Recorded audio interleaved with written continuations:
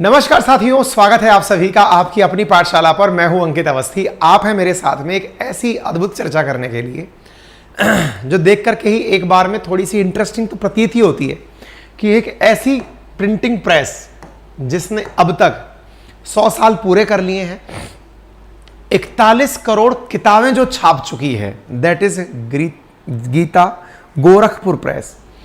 क्या है ये गीता प्रेस गोरखपुर की कहानी, आज के सेशन में हम बताएंगे। और सबसे बड़ी बात, चर्चा में क्यों आई है? चर्चा में आई है हाल ही में इसको गांधी पीस प्राइज दिया जा रहा है। गांधी पीस प्राइज पर कांग्रेस को क्या आपत्ति है? जयराम रमेश ने क्या ऐतराज व्यक्त किया है?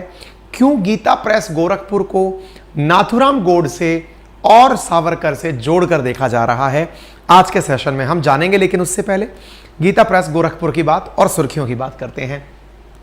आप यहां पर देख रहे हैं, Gita press awarded Gandhi peace prize, Congress says like rewarding. Congress का कहना है it is something rewarding Nathuram Godse और वीर सावरकर, कि गीता प्रेस गोरखपुर को अवार्ड देना कांग्रेस की नजर में नाथूराम गोडसे और सावरकर को अवार्ड देने जैसा है।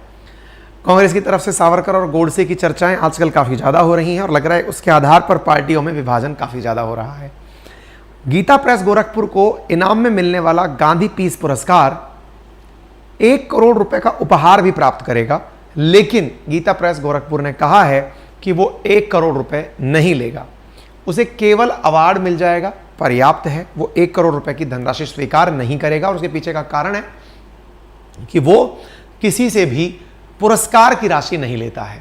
यानी कि गोरखपुर प्रेस का जितनी बार भी अभी तक सम्मान हुआ है, उन्होंने किसी से भी आज तक सम्मान की राशि नहीं लिए, सम्मान ले लिया है। तो चलिए आज जानते हैं ऐसी अद्भुत गीता प्रेस गोरखपुर के बारे में। संभवतः आपके घर में जो इस समय रखी हुई रामायण या गीता है, वो गीता प्रेस गोरखपुर के द्वारा ही लिखी गई होगी। गीता प्रेस गोरखपुर ने इतनी किताबें छापी हैं कि ऑनलाइन जानकारी जो प्राप्त है इनके बारे में, वो लगभग 40 करोड़ से पार किताबें छापने की है और बहुत ही मिनिमम कीमत पर ये किताबें उपलब्ध कराते हैं। गीता प्रेस गोरखपुर के बारे में जो इनको पुरस्कार देने के कारण जब सुर्खी में आया है, तो पुरस्कार इन्हें साल 2021 का गांधी शांति पुरस्कार देने की बात की गई है। यह पुरस्कार दे कौन रहा है? तो यह पुरस्कार दे रहा है संस्कृति मंत्रालय, जो भारत सरकार का मंत्रालय है और प्रधानमंत्री मोदी द्वारा दिया जा रहा है। प्रधानमंत्री मोदी के साथ मिलकर के एक जूरी गठित होती है, इसमें लोकसभा के भारत के मुख्य न्यायाधीश भी शामिल होते हैं, साथ में सुलभ इंटरनेशनल के जो हेड हैं वो भी शामिल होते हैं, विपक्ष के नेता भी शामिल होते हैं। इन सबके द्वारा प्रधानमंत्री की अध्यक्षता में बैठक होती है और निर्धारित किया जाता है कि किसे ये देना है। तो जूरी में कौन कौन होता है वो भी हम बताएंगे, लेकिन इनके द्वारा फाइनली गीता प्रेस गोरखपुर के लिए वर्ष 2021 का, 2023 चल रहा है अभी, लेकिन 2021 का गांधी शांति पुरस्कार के लिए इन्हें चुना गया है। आप ये खबर देख रहे हैं, 18 जून को प्रकाशित है, जिसमें पीआईबी के अंदर छपी हुई खबर है, Gandhi peace prize 2021 to be conferred on Gita press Gorakhpur. अब इसके बारे में थोड़ा जानकारी प्राप्त करते हैं। प्रधानमंत्री के द्वारा बधाई आ गई, वो देख लीजिए, जानकारी प्राप्त करते हैं, जिसमें कि गीता प्रेस वालों का कहना है कि हमारे लिए हर्ष की बात है और चूंकि हम अपने 100 साल पूरे कर रहे हैं गीता प्रेस गोरखपुर की स्थापना के, क्योंकि ये 1923 में स्थापित हुई थी, इसके 100 वर्ष पूरे हो रहे हैं। इसके 100 वर्ष की पूरे होने के अवसर पर ये जो शताब्दी महोत्सव चल रहा है, इस अवसर पर हम इस चीज़ का सम्मान स्वीकार करते हैं, लेकिन हम राशि स्वीकार नहीं करेंगे। इतिहास जानते हैं साथियों। 10 रुपए के किराए के मकान में कभी गोरखपुर के अंदर यह प्रिंटिंग प्रेस शुरू हुई थी, गीता प्रेस गोरखपुर शुरू हुई थी।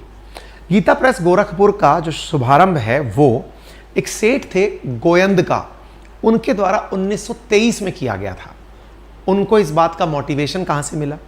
असल में श्रीमद् भागवत गीता और रामचरित मानस को घर घर पहुंचाने तक का जो उनके अंदर प्रेरणा आई, वो असल में उनकी प्रेरणा गीता के सार में 18वें अध्याय में लिखी हुई एक पंक्ति से आई। गीता के सार के 18वें अध्याय में लिखा हुआ है कि यह बात, यानी गीता का सार, जो इस परम रहस्य को युक्त गीता शास्त्र को मेरे भक्तों में कहेगा, वो मुझे प्राप्त होगा।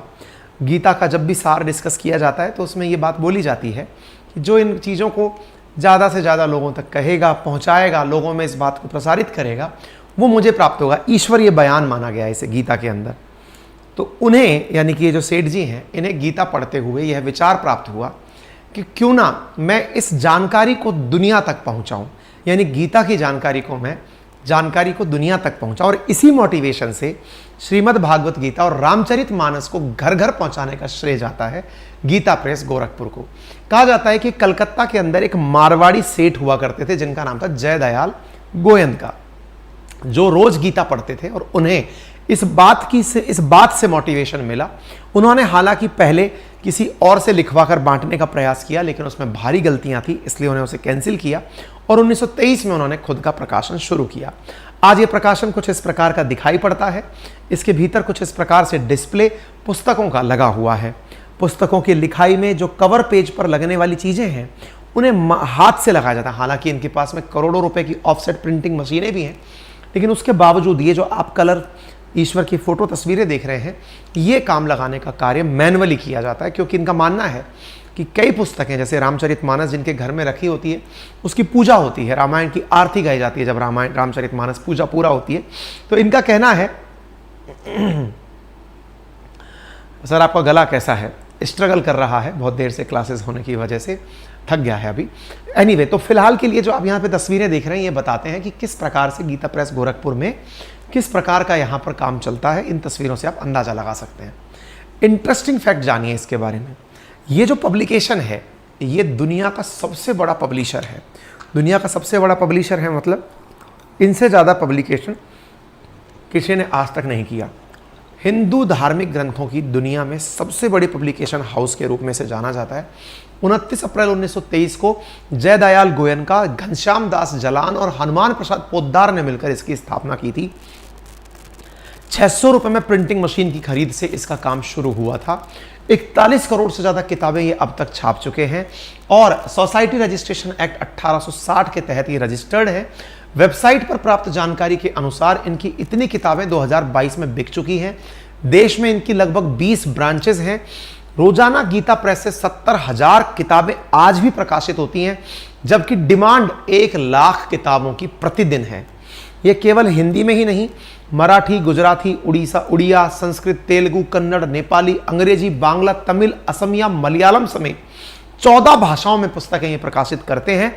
गीता प्रेस से अब तक 16.21 करोड़ से ज्यादा श्रीमद् भागवत गीता की कॉपियां छप चुकी हैं। इसके साथ साथ 11.73 करोड़ तुलसीदास की रचनाएं जो रामायण की हैं वो बिक चुकी हैं। 2.68 करोड़ पुराण और उपनिषद की कॉपियां आ जा चुकी हैं। कीमत 10 रुपए, 20 रुपए, बहुत ही नॉमिनल कीमत के ऊपर ये चीजें मतलब उपलब्ध कराते हैं।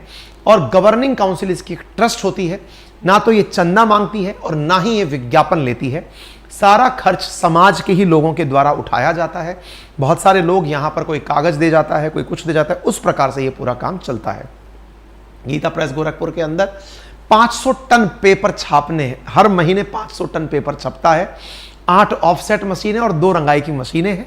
ये जानना इसलिए जरूरी है क्योंकि इसे मतलब गीता प्रेस गोरखपुर को गांधी शांति पुरस्कार दिया जा रहा है, तो इसके बारे में जानने योग्य जानकारी है।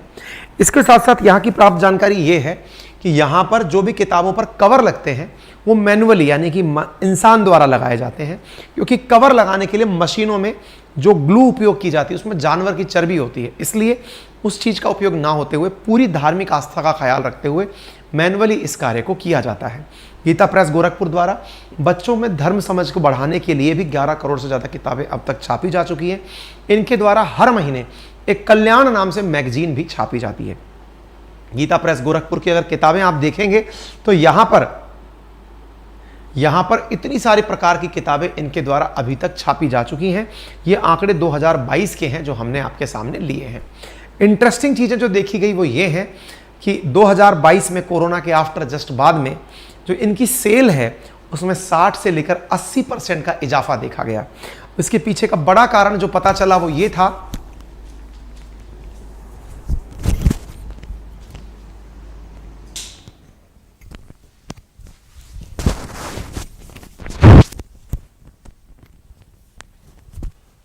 इसके साथ साथ जो जानकारी जुटी उसमें यह पता चल करके आया कि यहां पर जो किताबों की सेल बढ़ी है उसके पीछे का बड़ा कारण बताया गया कि लोगों में क्यूरोसिटी, तार्किक रूप से चीजों को जानने की बढ़ी है, इसलिए इन किताबों की सेल बनी। बीच में एक घटना इस प्रकार की भी अपवाद स्वरूप निकल के आई थी 2014 में कि यहाँ के वर्कर्स ने स्ट्राइक कर दी, इसलिए गीता प्रेस गोरखपुर परमानेंटली बंद हो गया है। हालांकि इस बात को इन्होंने पूरी तरह डिनाई किया। इन्होंने कहा ये सब फर्जी खबरें थी, हमें बदनाम करने का प्रयास था। लगभग 450 से ज़्यादा कर्मचारी आज भी गीता प्रेस गोरखपुर में काम करते हैं और ये केवल अफवाह थी। उसके जस्ट बाद हमारे कोई भी मतलब एम्प्लॉयज़ को लेकर मतभेद नहीं रहा है।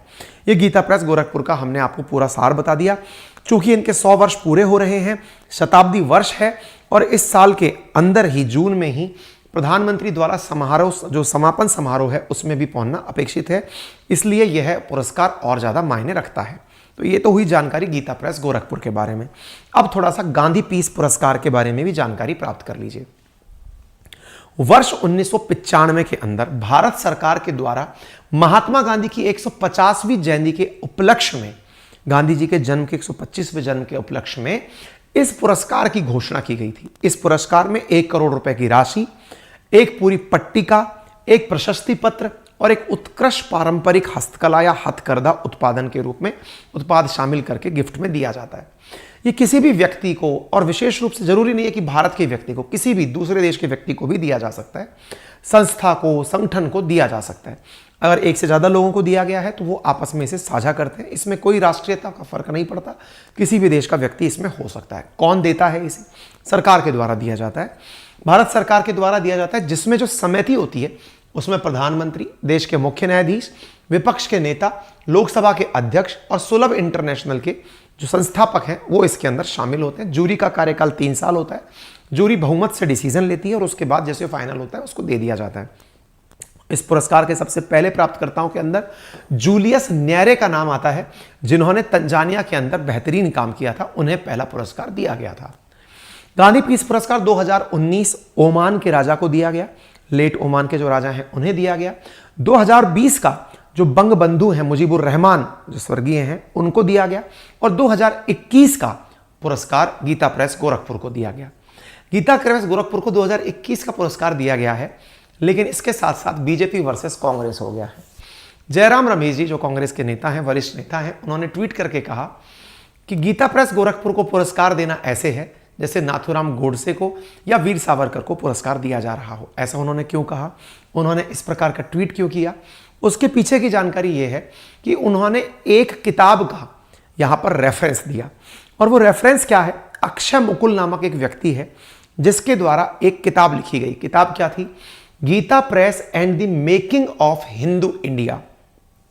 मतलब इस किताब के टाइटल को देख करके ऐसा प्रतीत होता है जिसमें गीता प्रेस गोरखपुर के बारे में, Gita press and the making of Hindu India, एक व्यक्ति हैं अक्षय मुकुल, उनके द्वारा यह पुस्तक लिखी गई कि गीता प्रेस हिंदू इंडिया बनाने का प्रयास कर रहा है। यह पुस्तक है जिसको रेफरेंस में लेते हुए कांग्रेस के नेता जयराम रमेश ने कहा कि इस पुस्तक के जो गीता प्रेस गोरखपुर के जो एजेंसी है उसको पुरस्कार देना एक प्रकार से नाथूराम गोडसे को और सावरकर को पुरस्कारित करने जैसा है। ऐसा क्यों कहा? इस पुस्तक की क्या खासियत है? इस पुस्तक को प्रसिद्ध इतिहासकार रामचंद्रन गुहा, जिनकी किताबें यूपीएससी के लिए पढ़ी जाती हैं, एनसीईआरटी में जिनकी किताबें आती हैं, उन्होंने इसे एक पावरफुल और ओरिजिनल वर्क कहा हुआ है। इस पुस्तक को अरुंधति रॉय, उन्होंने इसे रेयर ट्रेजर ट्रोव कहा है कि बहुत ही जबरदस्त चीज है। जयराम रमेश ने इस पुस्तक को लोगों को रिकमेंड किया कि ये हिंदू भारत बनाने का प्रयास करती है, इसको देना वीर सावरकर को देने जैसा है। लेकिन क्या इतना ही कारण है? नहीं, इसकी बात को ऐसे जोड़ने के पीछे का जिक्र क्या है, अब वो सुनिए। असल में 2015 के अंदर अक्षय मुकुल की किताब प्रकाशित होती है। इस किताब के अंदर जो बातें लिखी गई उन बातों को मैं आपको बताऊंगा, लेकिन इनके कमेंट पर, जयराम रमेश के कमेंट पर बीजेपी का कमेंट तो आना लाजमी था।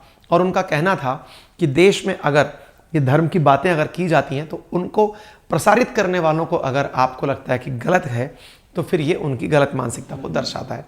वीएचपी के द्वारा भी इसका विरोध किया गया, लेकिन इसके पीछे की कहानी जानिए कि क्या है, क्यों कांग्रेस ने ऐसा कहा।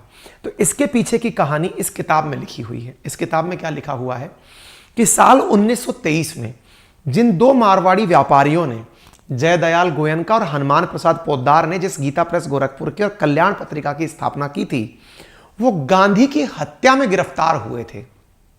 असल में 30 जनवरी 1948 को जब दिल्ली के अंदर बिड़ला ऑडिटोरियम में, बिड़ला हाउस में नाथूराम गोडसे ने गांधी को गोली मारकर हत्या की थी, उस समय पर 25,000 से अधिक लोगों को गिरफ्तार किया गया था। तो 25,000 से ज्यादा जो लोग गिरफ्तार हुए थे, उनमें इस गीता प्रेस गोरखपुर के संस्थापक, जिनका नाम हनुमान प्रसाद पोद्दार और जयदयाल गोयनका है, उनका नाम शामिल था। क्योंकि गांधी की हत्या के तुरंत बाद ही आरएसएस पर भी बैन लगाया गया था, तो ऐसी स्थिति में आरएसएस से जुड़े हुए लोगों की गिरफ्तारियां भी हुई थी, उनमें इन दो की गिरफ्तारी थी। तो इन दो को जो संस्थापक हैं, उनके संस्थापकों के आधार पर इसे रिलेट किया जा रहा है। गिरफ्तारी के बाद गांधी के मित्र, सलाहकार, प्रशंसक घनश्याम दास बिड़ला जो हैं, उन्होंने भी पोद्दार और गोयनका की मदद करने से इनकार कर दिया था। पत्रकार अक्षय मुकुल की पुस्तक में लिखा गया है कि Gita press and making of Hindu India, जब सर बद्रीदास गोयनका गीता प्रेस से संस्थापक का केस लड़ने आए तो बिड़ला ने उनका विरोध किया। बिड़ला की नजरों में दोनों सनातन धर्म का प्रचार नहीं कर रहे थे, बल्कि शैतान धर्म का प्रचार कर रहे थे। यानी कि अगर मुकुल की बात मानी जाए, जिस पत्रकार ने ये बात, अक्षय मुकुल ने जिसने ये बात लिखी है, उसके अनुसार जो हिंदू धर्म है वो शैतान धर्म है, उसका प्रचार प्रसार इनके द्वारा किया जा रहा था। मुकुल इस बात पर आश्चर्य व्यक्त करते हैं कि गांधी की हत्या से जुड़ी इस घटना का जिक्र पोद्दार की प्रशंसनीय जो आत्मकथाएं हैं उनकी सीरीज में नहीं मिलता है। पत्रकार का दावा है कि यहां पर गीता प्रेस गोरखपुर द्वारा जो कल्याण पत्रिका निकली, उस पत्रिका में भी गांधी की मौत के ऊपर कोई भी बात नहीं लिखी गई थी। पोद्दार और गांधी के बारे में लिखा गया है कि हनुमान प्रसाद पोद्दार महात्मा गांधी के साथ पहले मधुर संबंध रखते थे, लेकिन 1926 में पोद्दार जब जमनालाल बजाज के साथ गांधी से मिलने आए, उनसे आशीर्वाद लिया, तो गांधी ने उनसे कहा कि इस किताब को तो निकालिए, लेकिन इसका कोई भी विज्ञापन मत करिएगा, विज्ञापन मत स्वीकार करिएगा, और किसी अन्य किताब की समीक्षा भी इसमें मत लिखिएगा। इन्होंने इस बात को माना और इसी बात को मानते हुए आगे काम किया। बाद में जाति और सांप्रदायिक मुद्दों पर जब एक साथ गहरी असहमति बनने लगी, तो गीता प्रेस और गांधी के बीच में दूरियां बनने लगी। गांधी के खिलाफ कल्याण पत्रिका में चीजें छपती रही। ये वो व्यक्ति हैं जिनके खिलाफ ये बातें कही जा रही हैं। अक्षय मुकुल लिखते हैं कि सीआईडी की जो आर्काइव्स हैं, यानी पुरानी जानकारी है, उनके अनुसार पोद्दार उस आरएसएस के बचाव में सक्रिय रहा करते थे जो 4 फरवरी 1948 को गांधी की हत्या के कथित रूप से जिम्मेदार या कथित भूमिका के कारण प्रतिबंध लगा दिया गया था। नेहरू सरकार द्वारा आरएसएस पर प्रतिबंध हटाने के 4 दिन बाद पोद्दार संघ के साप्ताहिक पांचजन्य के जो साप्ताहिक संपादक थे अटल बिहारी वाजपेयी, उनके साथ गोरखपुर में मिले थे। संघ की सार्वजनिक सभाओं में रहा करते थे। कुल मिलाकर जो पोद्दार हैं, जो इसके संस्थापक रहे इसके, वो आरएसएस के थे, ऐसा इस किताब का मतलब कंक्लूजन है। और ऐसी स्थिति में इस किताब का कंक्लूजन ये भी है कि बापू की जब हत्या हुई तो इस किताब के जो मंथली मैगजीन कल्याण नाम से आती थी, उसमें इस बात का कोई जिक्र नहीं हुआ। इस प्रकार से इस पुस्तक का विरोध हुआ। तो ये पुस्तक है, इस पुस्तक के अंदर ये पेजेस हैं जहां पर ये बातें लिखी गई हैं। इन पेजेस के अंदर ये सारी जानकारियां मेंशन की गई हैं, ये कहां कहां पर क्या क्या लिखा गया है। हालांकि ये सारा कंटेंट हम अपने टेलीग्राम चैनल अंकित अवस्थी सर या GK by Ankit Awasthi sir पर डाल देंगे। आप वहां पर इन पन्नों को पढ़ लीजिएगा, ये पूरा कंटेंट हम वहां डाल देंगे। बाकी खैर आपकी क्या राय है इस विषय पर, आप उसको बताने के लिए कमेंट बॉक्स में पूरी तरह फ्री हैं, आप अपनी बात लिख सकते हैं। अगर आप अपनी पाठशाला चैनल पर नए हैं तो इसे सब्सक्राइब करना ना भूलें, चैनल पर नए हैं। और साथ में हम एक जानकारी आपसे साझा करना चाहेंगे साथियों, राजस्थान सरकार के द्वारा राजस्थान प्रशासनिक जो सेवा परीक्षा के लिए आयोजित करने वाली संस्था है RPSC, Rajasthan public service commission, उसे 905 पदों के लिए अभ्यर्थना जारी करने के लिए कहा गया है कि आप जल्दी वैकेंसी जारी करें। किसी भी समय आरएएस की वैकेंसी आ सकती है, इसीलिए हमने अपना आरएएस का जो नटराज बैच है उसे 3 दिन के लिए खोला है। विद्यार्थियों की बहुत ज़्यादा डिमांड पर हमने इसे 3 दिन के लिए 19, 20, 21 के लिए खोला है। यदि आप में से कोई भी साथी हमारे नटराज बैच में, जो कि हमने 1 से लेकर 7 तारीख तक ही एडमिशन जिसमें दिए थे, उसमें एडमिशन लेना चाहता है तो आपका यहाँ पर स्वागत है। आप यहाँ पर प्रॉपर तरीके से अपने डेमो ले सकते हैं। अपनी पाठशाला एप्लीकेशन का लिंक कमेंट बॉक्स में और डिस्क्रिप्शन में पिन कर दिया गया है। मात्र 7500 रुपये में आपको प्रीलिम्स प्लस मेंस का कंप्लीट कोर्स उपलब्ध कराया जा रहा है। 17 सब्जेक्ट हैं, 21 टीचर पढ़ा रहे हैं और पूरी तरह से कंटेंट आपको 1 साल के लिए लाइव क्लासेस जो निकल गई वो रिकॉर्डेड फॉर्मेट में भी उपलब्ध कराई जा रही हैं। क्लास का कंटेंट आपको एज इट इज टेलीग्राम पर उपलब्ध कराया जाता है। हमारे नोट्स पूरी तरह हमने हैंड रिटन तैयार कर लिए हैं, जिसके लिए 21 तारीख से 28 तारीख के बीच आप सबके बीच में से ऑर्डर्स लिए जाएंगे। फिलहाल के लिए इतना ही, अपना ख्याल रखें। बाकी अधिक सहायता के लिए आप हमारी टेक्निकल टीम को इन नंबर्स पर कॉल कर सकते हैं। आपका समय शुभ हो। धन्यवाद।